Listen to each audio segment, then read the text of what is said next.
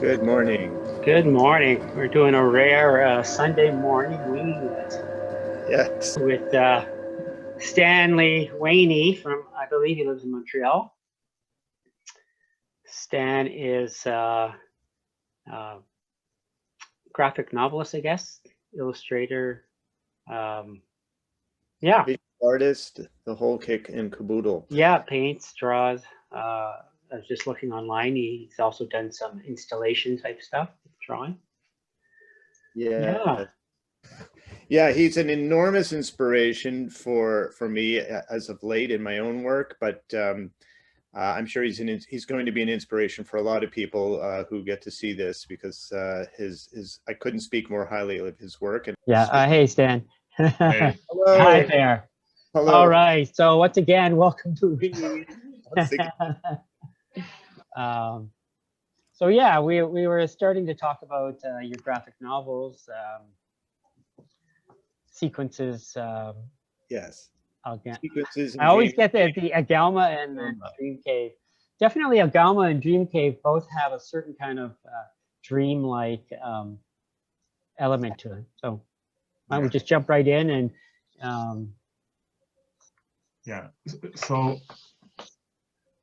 actually the three books were meant as one book, oh, cool. and so now Conundrum is gonna publish. I'm working on a book for Conundrum, which will be Agalma and Dream and sequences. Okay. But unfortunately, Dream Cave is going to be left out. So Dream Cave was meant to be a dream sequence of one of the characters. And I'm going to add a few pages to like better link everything. Okay. Not really explain. The work is basically based on Jean-Paul Sartre, Huis Clos, No Exit. Right. It's kind of a existential type thing, Right. where these characters, all the characters, they're linked by an event. They don't necessarily know each other. Okay. And it's a book about healing and dreams. So the main character that we never see in those books, his name is Helam. And it's a Jewish name, meaning dreaming and healing. And basically, that's what it is. Cool. It's like dreaming and healing yourself by going inside, which is So, like the main theme. Curious. So some of the images you are using, are they from the book, or you're just riffing on the idea? Like if you were to read the book and then look at your books, would you see the connection? If I were to look at the book, if I were to read the book and then look at your drawings, would I see the story that in No Exit? mm-hmm. In like, would they seem like illustrations? No, you wouldn't be able to. It's, I think, more inspired by it. So you're saying it's inspired by it? Okay. Yeah, it's just like, I think the theme I got from Sartre's book is how the others create or help create your environment. Sure. And how your reality is not your own, but your reality is like an ensemble of everything that's going on around you. So that's the main theme that I got from the book, and I kind of reworked, adding this theme of dreaming. Cool. Which to me is like really important. I think it's something that's kind of left out today in the modern world. like this relationship between the brain and ourselves, right? Sure. To me, it seems like they're like two distinctive entities when you talk about the brain and your persona. And sometimes like the interaction between the two um, is really interesting to me. And that's more and more, I think that's being left out. Well, and there's also the distinction between mind, brain, and body. Exactly. Right? Yeah. And Mind, brain, body. Yeah. But I mean, to the old Greeks, like your accomplishment was to like put all these things in balance, right? But with modern science, especially starting with Descartes, he kind of separated that, Sure. separated like the spiritual, if you want, with like the day-to-day materialistic aspect of life. And to me, I think that was kind of a mistake, and that's what I'm trying to explore in these works, because it seems that by separating brain, mind, and body, we've left something out, you know? Certainly. Well, there are many who believe that part of that evolution was to for the brain to develop on its own, then to come back into harmony with the rest. Yeah. Can I ask if we could just explore a moment a little bit more about the connection between dreams and healing in this work? You've been talking about the role of the mind versus, say, a more scientific model or approach to healing. But dreams, of course, is when, as we could say, is when the mind goes to sleep. When the mind and body goes to sleep. How does dreams and healing relate to one another in this work? So, speaking of personal experiences and having read like a lot on the subject of dreams, it seems to me that sometimes, maybe not all the time, dreams are a way for your mind to kind of reinterpret your experiences, the body's experiences. Or maybe like it happened to me like a lot of times, and I've talked to a lot of people saying how if you're sick, and it's funny because you guys know the work Dreams of a Rare Beat Fiend by I forget his name, but I'll send you the link. Sure, cool. So if let's say you've had a bad day or you ate something, the way it's gonna influence your dreams is totally like pertinent, you know, and Winsor McKay, I think it's Winsor McKay, who drew like this series of work about like when people eat something and it doesn't like, you know, agree with them, and they have like these weird dreams. Sure. And you know, like it happens. And I've had like a lot of experiences where people, you know, if you want to talk about premonition, whether you agree with it or not or whatever, a lot of things seem to happen to people in dreams. Sure. And then we dismiss it, right? Because we say, oh, you know, it doesn't make sense. It's not quantifiable. Sure. Yeah, for sure. But I mean, that relationship to me is like very pertinent because it's something that does not go away, right?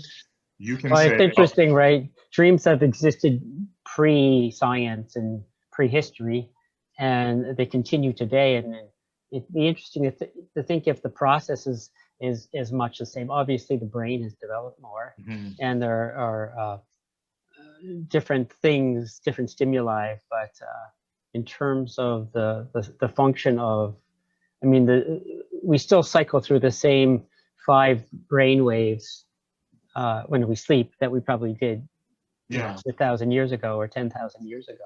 But it's funny because there's a book by I forget her first name. Is her last name is Eisenbach, and what she did is she studied dreams, and she found out that all over the world, whether you live in a city or in the countryside or in the forest or like, you know, the most prevalent dream that kids, adults have is being eaten by a monster. Yeah. Okay. All right. That I can understand. And she's like, okay, so that's kind of weird. Why would like so many people have like this fear of being eaten by monsters? And her explanation was that, you know, it's probably something from our evolutionary past, because for most of our existence, we were hunted, right? Sure. The hominids were hunted by big cats and whatever. Sure. And you know, her theory is that somehow stayed with us. So, you know, like a fear, and that manifests itself in our dreams. So there is like, to me, there is like a correlation between like our experiences, day-to-day experiences, and the dream world. So that's really fascinating, because in trauma recovery nowadays, one of the most famous books is called Waking the Tiger by Peter Levine, and it's all about that primal fear of being chased by a big cat. Exactly. And he actually works with people by actually getting them to get up and run away from the big cat. You know, you know, in contemporary life, it's some other kind of anxiety or traumatic experience, but it's the same in the body. It's the same. You know, the old brain, the reptilian brain, is still having the same experience that, as you said, you know, like prehistoric people had. Now, I have a spin on this, and feel free to shoot it down. My experience with monsters in my dreams has nothing to do with anything about our evolution other than our current world. And in my case, in my personal experience, popular culture. The monsters in my dreams are repeatedly either monsters from the Japanese monster movies I watched growing up, like Godzilla, or dinosaurs. Now, we weren't around, there were no humans or hominids or hominins around when the dinosaurs were around. So unless I have a memory going back to times when we were little rats or something like that in our evolution. Yeah. But they're consistently that kind of monsters. Now, after having multiple dreams like this, I would wake up, and finally one morning I woke up and I thought, what was that all about? You know, after some monster was chasing me in a dream, what is that all about? And the response I heard in my head was, the monsters represent, you're afraid of something that does not exist. So in a way, it's kind of an anxiety dream, but it's also a kind of, and it feels to me, I mean, this kind of ties back with your interest in Sartre and existentialism, which I have a huge interest in myself. It ties in with this sort of existentialist sense of angst, you know, dreading something that isn't really there, dreading a construct, in my case, a construct that comes from popular culture. Yeah. So, and I wonder, Marc, if those Godzilla and those monsters were also part of an archetypal fear, right, that manifested through, right? Yeah, monsters, dragons have always existed, right? Like I think of dinosaurs were real, but you know, they manifest as dragons and other kind of beasts. So I mean, in mythology, the basic concept is the same. It's just that culture dresses it or approaches it differently. Right? Yeah. So what's a kaiju for you might be, I don't know, a big lion or whatever, a yeti or whatever for somebody else. Right. I mean, it refers to the same type of primal fear or experience, right? Sure. It's dressed. It's something. Yeah. It's archetypal. It's primal.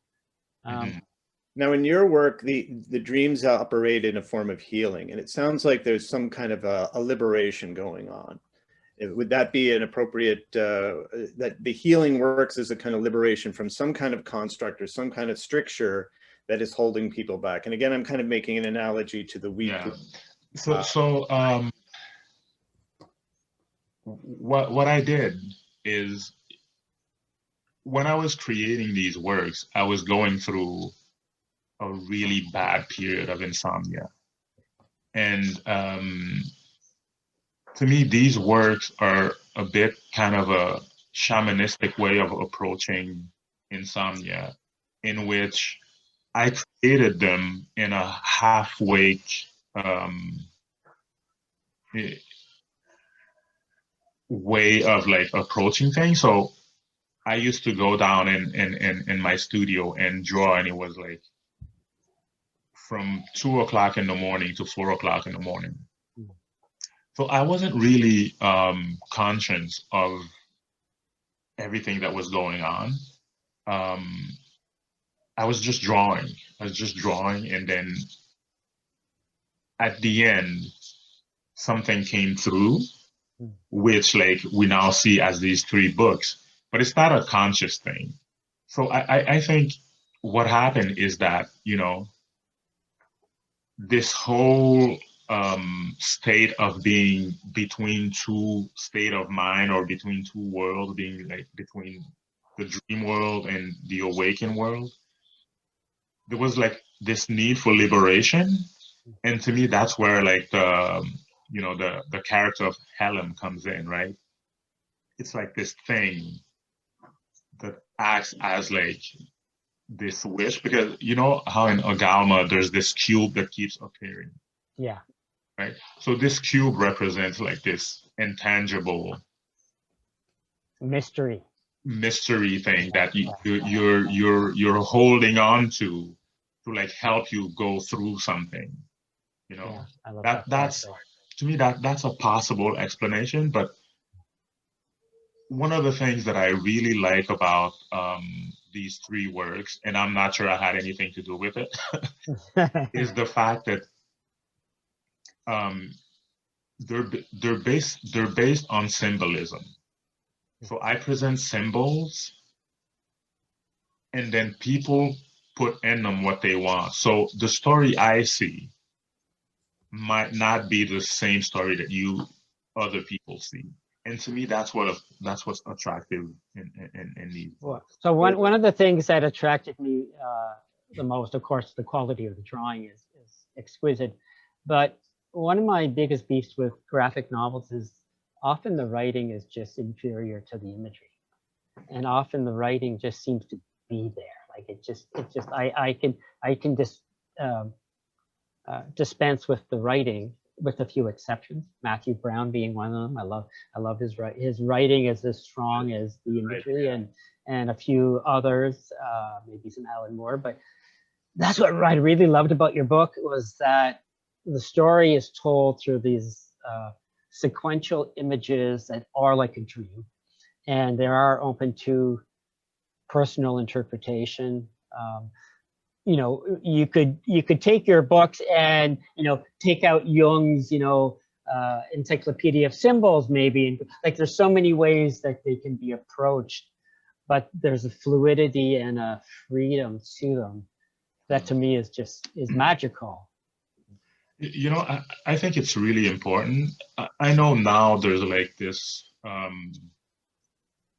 this thing going on where a lot of people are saying that in comics, the drawings, the illustrations don't matter.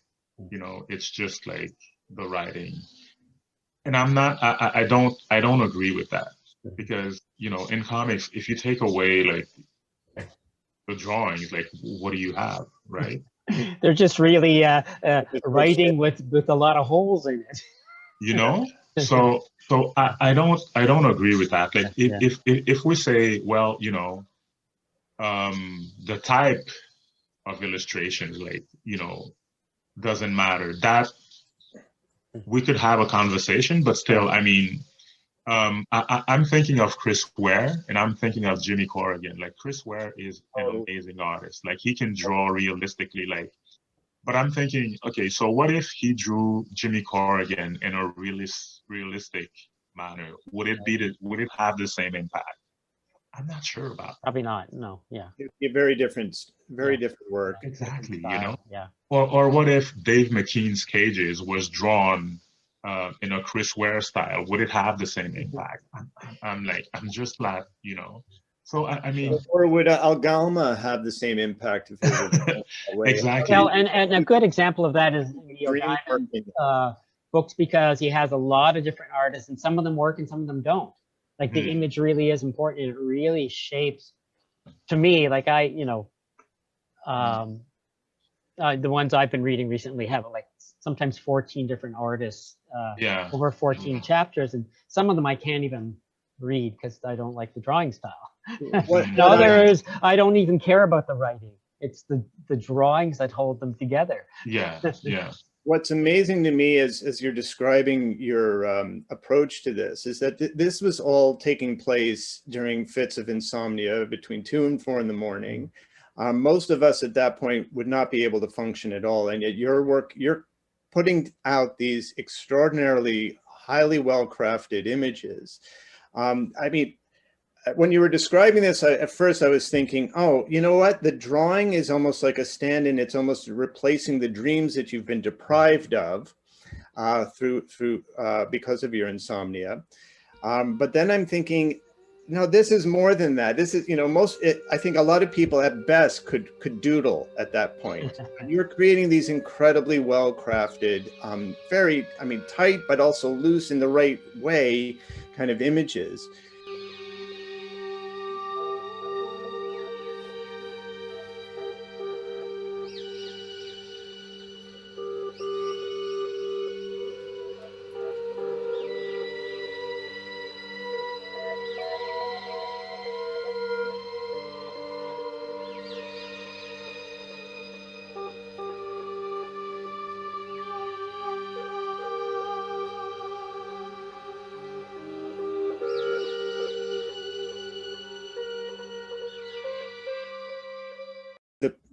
The drawings themselves, you're making them in the middle of the night, or at least the starting process for these works happen in the middle of the night during an insomnia session. And as I was saying earlier, most people might be able to muster some clever doodles at that time, but nothing like this. So can you talk a little bit about the process, the techniques, the methodology for crafting such wonderful and very highly refined, yet very stream of consciousness type imagery at 2 or 3 in the morning? Yeah. I think one of the main reasons is because, you know, the whole right brain thing goes under, and I'm just automatically drawing. It's like you said, it's almost as if the images replace the dream.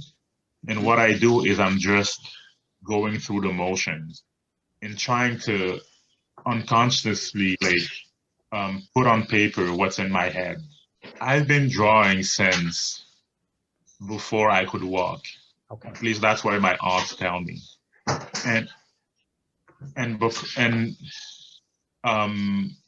Because I didn't go to art school, and I wanted to go to art school, I have this thing where I draw all the time. I mean, I have like loads of books of just me drawing in just like any style imagine. So you put in your 100,000 hours. Yeah, you know, they say, and, like they say standards 10,000 hours to get good at something, but it sounds like you probably put it in 100,000 hours. Yeah. And I remember when I was a teenager, I would like pick artists that I really loved, and I would like mimic their styles. Sure. And it's something that I even like when I went back to university, I would mimic artists' style and just study it that way. you know, I think as an artist, like, you know, you can never stop practicing, you know, and now most of the time what I do is I will purposely draw something badly just to like study what's going on. Sure.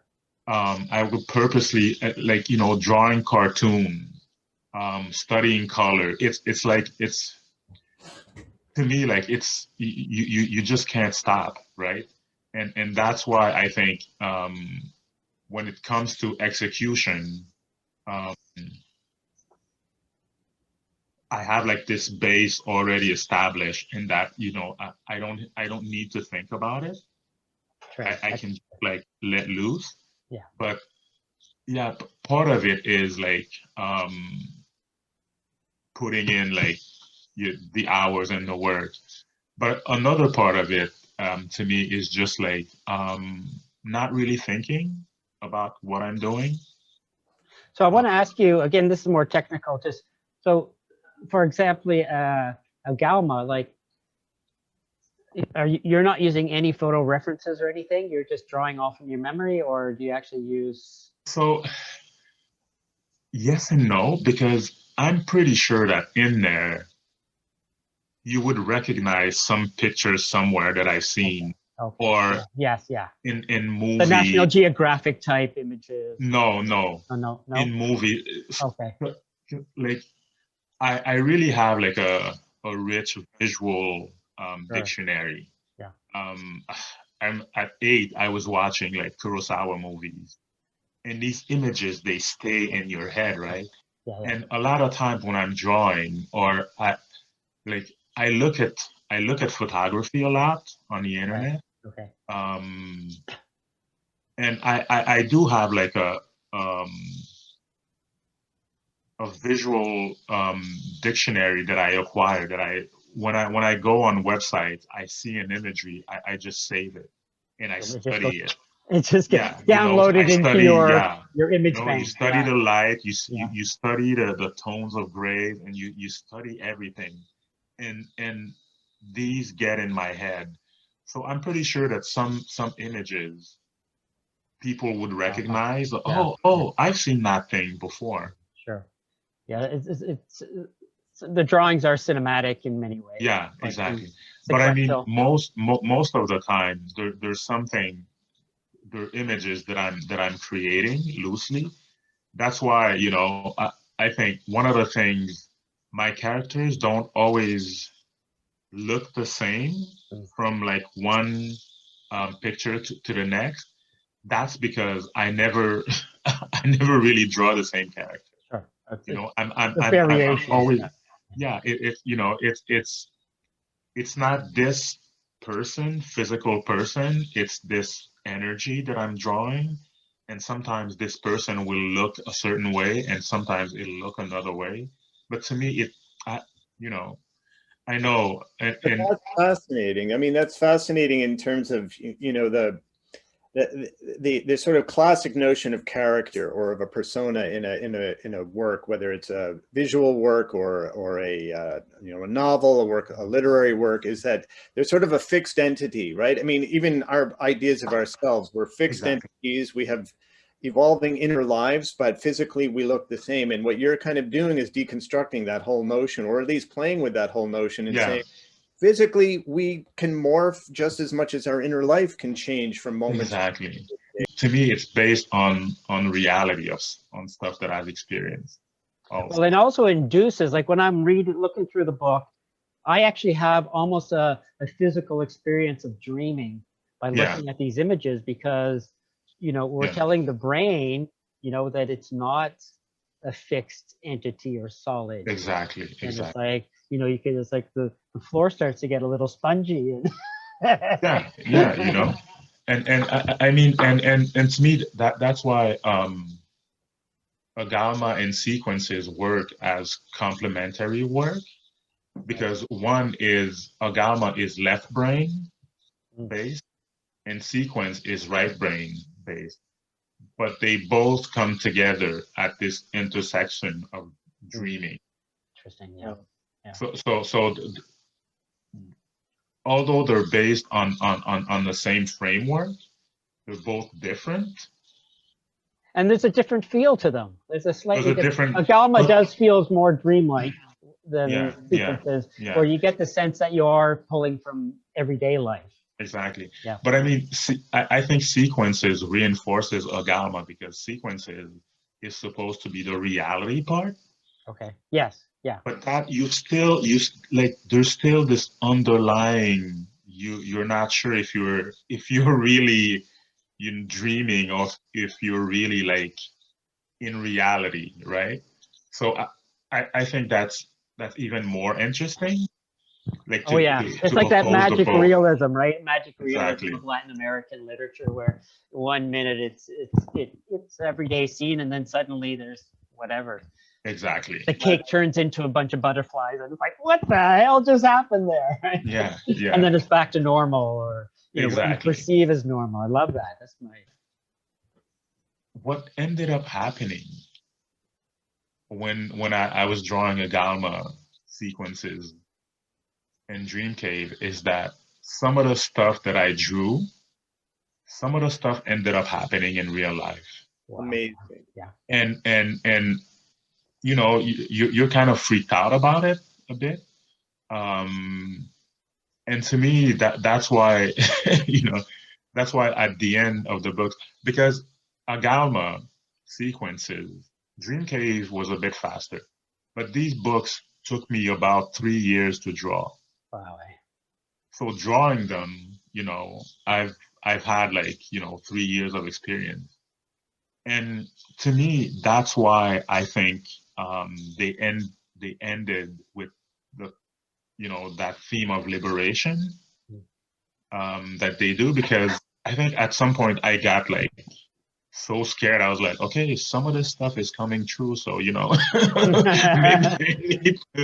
maybe I need to, you know, make some like shamanistic ritual where everything like ends up like, you know, Sure. in a positive manner, because at some point it was like kind of creepy, you know. Sure. Well, I mean, because what you're accepting is that the thoughts and ideas in mind creates our reality. And Mhm. if you can, if when you're aware of that and you set out intentions that are.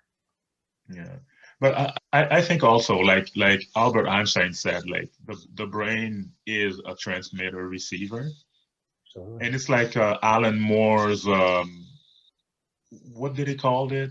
His dream world, not dream world. His world of ideas where Yeah, everything yeah. exists at the same time.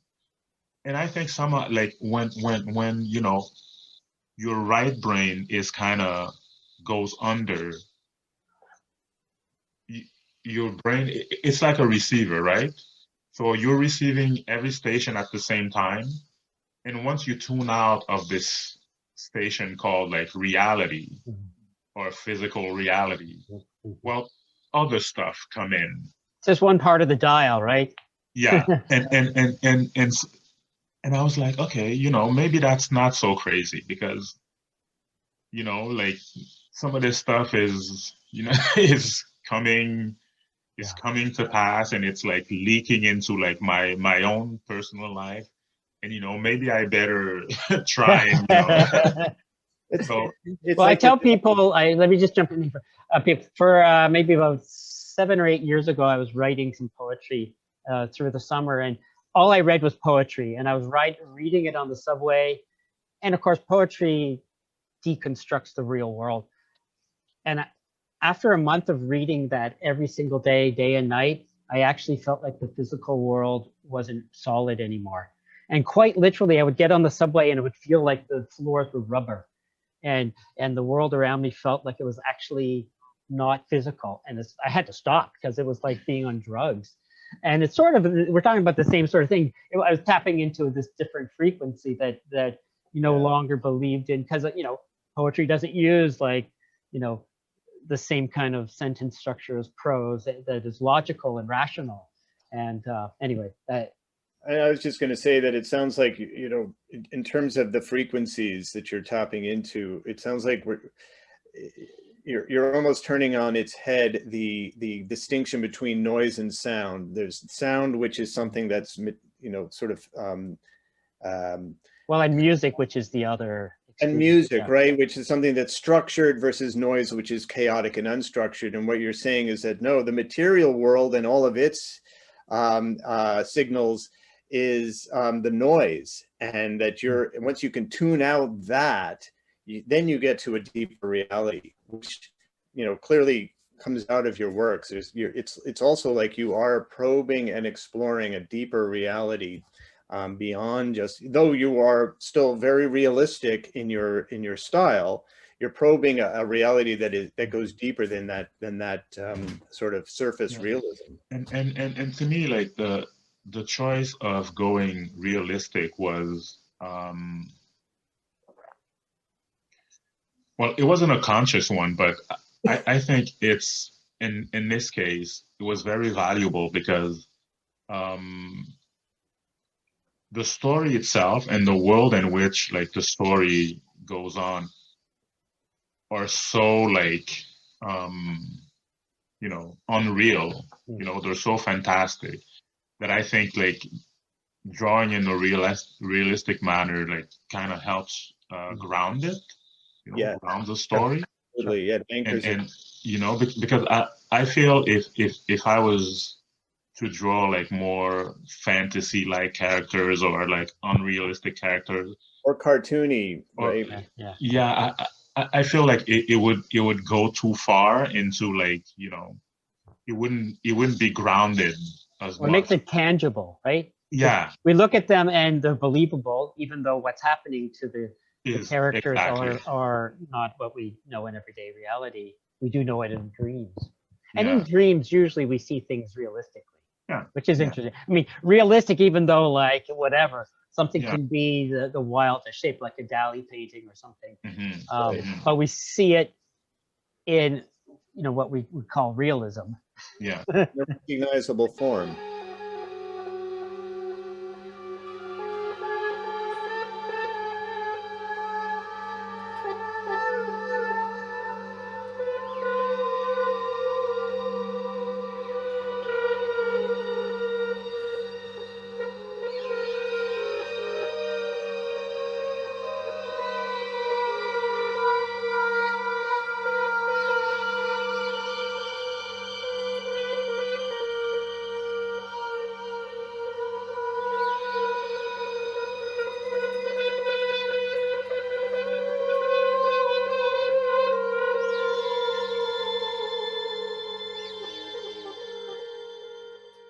Yeah, I wanted to, you know, sometime before we stop talking, is ask about, were you a comic? Like, how did you get into graphic novels and comics, or Yeah.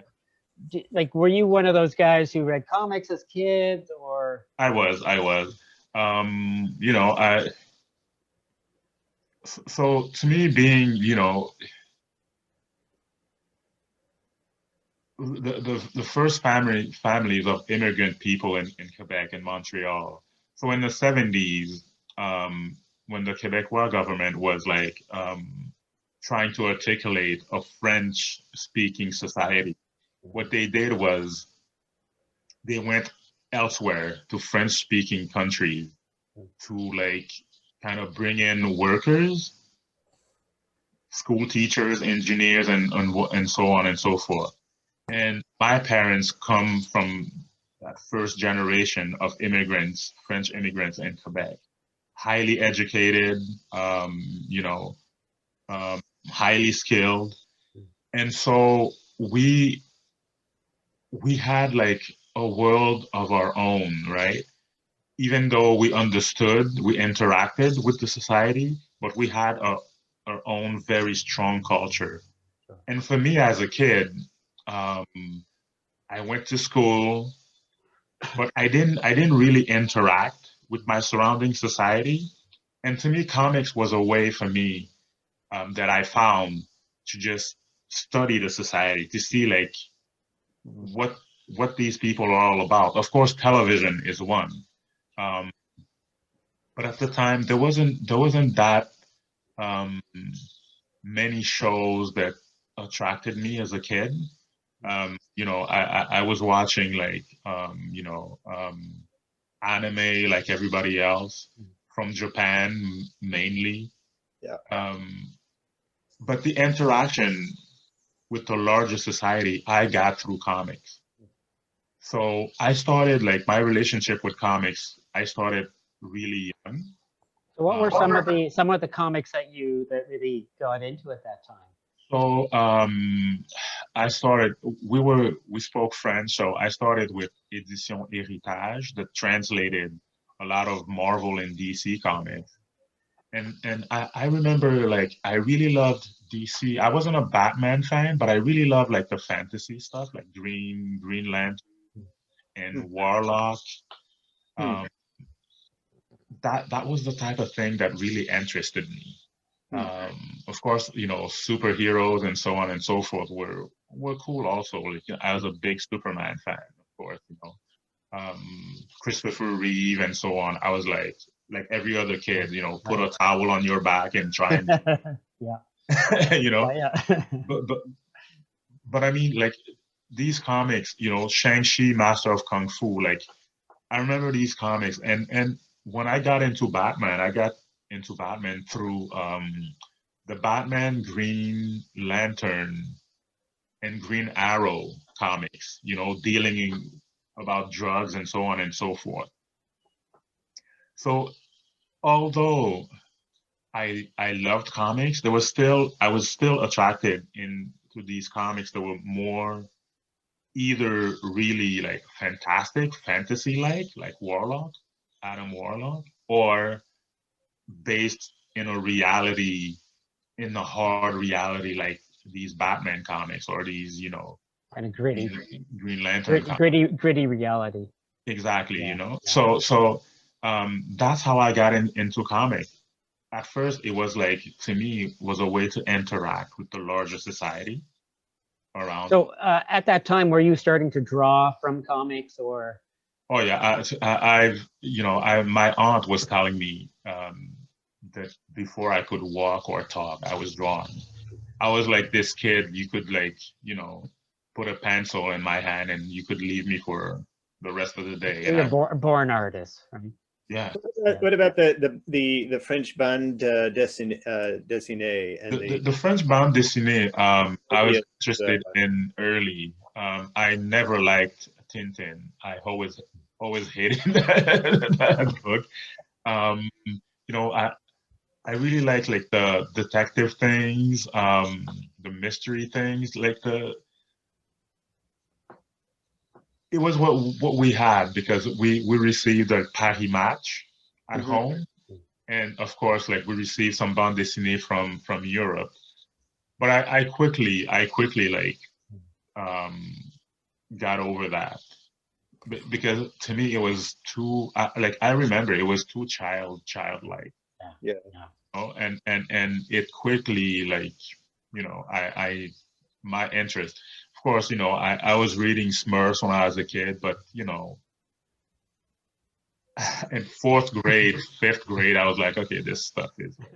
What about artists like Mobius and the Medal Erland? And then Yeah, the, so the Belgian artist. But yeah. those kinds of artists. So 'Cause yeah, these guys, I got into actually, I got into after comics. Sure. I got into much later. Yeah. right. But again, you know, it was part of my evolutionary state where even comics at one point to me got kind of I don't know, you know, the whole superhero stuff to me was like, okay, that's not interesting anymore to me. Yeah. And that's why like when the whole like British invasion thing happened in comic, to me that kind of got me back into comics because there was something there that I could like you know A buy bit more into. sophisticated stories. Exactly that I and that's when Moebius and Sergio Topi, all these guys, that's when they came in because it was like there was a sophistication there. There was Yeah. something there that you know really attracted me. Um, So I'm through that curious type about of curious about that moment where you are like, I could make a book. I can tell a story with drawings. Curious. Oh yeah, but I was making comics when I was a kid. Okay, so you were already doing that. I was making comics, you know, making books, drawing a cover in color, and stapling them myself, and even I remember it's a funny story when I was like in second or third grade, maybe fourth grade. By fourth grade, I think it was done. I used to draw like these naked women, Okay. and I would bring them to school, books, and I would bring them to school, and I would sell them to kids, and with the money, I would go buy Smurfs. All right. So You know? you were already like working the trade, man. I was hustling back then. And I remember like that's to me like comics, and that's why when I went back to university and to study arts, my third year I majored in comics because the relationship has been there for so long, that I just couldn't pass it up. Sure. Yeah. Must have been an easy pass. Well, it wasn't easy since I really like visual arts, and I would say that visual arts is more prevalent in my work than like comic arts. If you're thinking about the theory of comics, I would say my approach is more visual art. Absolutely. So that's exactly what I come from the fine art world and the contemporary art world. And I've always, I have nothing against comics, but they've never interested me. Graphic novels are a bit different, and especially graphic novels that are so exquisitely done as yours. Like I really think, anyway, I won't make you blush because I think your work is like masterpiece. This is like a masterpiece. Every panel is so carefully crafted, or appears to be so carefully crafted. You don't do a throwaway panel. You don't just say, I'm going to whip through this one because I want to get to the next one, or I want to whip through these panels because they're not as important as the other one. Every line is in its proper place. Yeah, and every panel seems to hold some idea that seems important. Okay, so maybe I'm gonna say something that'll shock you guys. Maybe you do whip through a few of these. Yeah. So it happened to me so often that I would draw something, and at that moment, because it wasn't exactly what I saw in my head, I would just like rip it up and throw it away. Yeah. And I remember a couple of times. That makes sense. I go to sleep, and I wake up around like 10 o'clock, 10:30, and I'm like, okay, now I feel great. And I go downstairs, and from the corner of my eyes, I can see like my garbage. Oh no! I look at it, and I'm like, oh, this is amazing. Why did you throw that away? And it's like thank you for saying that, but Galma in sequences, I think I've actually, to get 100 pages, I've actually drawn 130, 140 pages maybe. There's a lot of things that are. Well, that's why it holds together, is because you edit out what you felt were inferior, which were probably amazing drawings, but there's a certain quality level that's just that you sustain through the entire book. Yeah, but the thing is, I don't throw out work because technically they don't work. I throw out work because they don't go like story-wise. They don't go in the sense of whatever, because these stories, I think what's interesting about them is that I tell people I didn't write that story. Like, I don't know what it is. I remember, like, especially in sequence, there's this picture that I drew straight in the beginning when I started sequences. It's this archer, and then that picture, for some reason I left aside. It, you know, it wasn't working, and it didn't go with what I was doing. So 2.5 years later, I'm drawing, and I need to finish. I need to bring the character to a place where it can end. And I just couldn't do it. I was trying to force things in there, and it just wasn't working. And I was trying to, I was like, what the hell? You know, what's going on? And then I find this picture that I drew like 2 years prior, the Archer, and I insert it into the, and like, it doesn't make sense. In no way, like, in your brain, that would make sense. But when I put it there, it made perfect sense. Yeah. You know, and even like, you know, the arrow sent you back to he's in the airport, and there's an arrow pointing him towards his gate, and everything was, and I was like, what, you know, Together. The way it works, and man. you're like, yeah, and that's why I tell people, like, I didn't, no, I didn't write these things because every time I try to like put my stamp on it, it doesn't work. You try to control it rather than Let this be a lesson to any young watching this. Don't throw anything out. Don't throw it away. Just put it somewhere in a file, and it might become useful later. Trust the process, right? Trust the process. Yeah, trust the process. Yeah. And it was, to me, like, these works were a big step in me becoming an artist, because I actually had to like trust myself, or trust in what I was doing. Like, you know how we always want to protect ourselves, right? Oh, this drawing is not as good as, you know, I think it should be, or whatever. But then I had to like I had to let go of that and just say, okay, this is the work, and even though I'm not satisfied with half the drawings, I'm just gonna still put it out there. Part of it is accepting that other people are going to see it differently than you do. Right? Yeah. When you work on something like hour after hour, you know, I mean, I have that experience, and I suspect but I mean, where all you see is the mistakes, whereas no one else sees the mistakes. Exactly. I mean, sometimes I'm working on a big drawing that's like 6 feet by 6 feet, and there's like a little detail like this big, and and then I go, no one's even going to notice that. Exactly. And I'm going back and I'm repairing it. And, you know, changing it. It's like, really, in the grand scheme of things. Yeah. There's also the thing where you have to trust yourself as a person, and you have to be able to let go and just like say, okay, you know what? I'm not perfect. This drawing is not perfect, but it works. In a way that, even though I don't understand why it works, but it just works. Another technical question, and it's about, so I'm thinking about like, so when you look at your book, it says edited by Marc Tessier. I'm curious, like, what kind of role an editor has when there's no writing? So if it wasn't for Marc Tessier, you wouldn't have that book.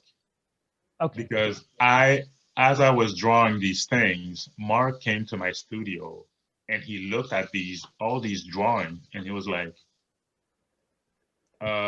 you have a book there. Because back then I was publisher only, and Marc was trying to get me to make a book.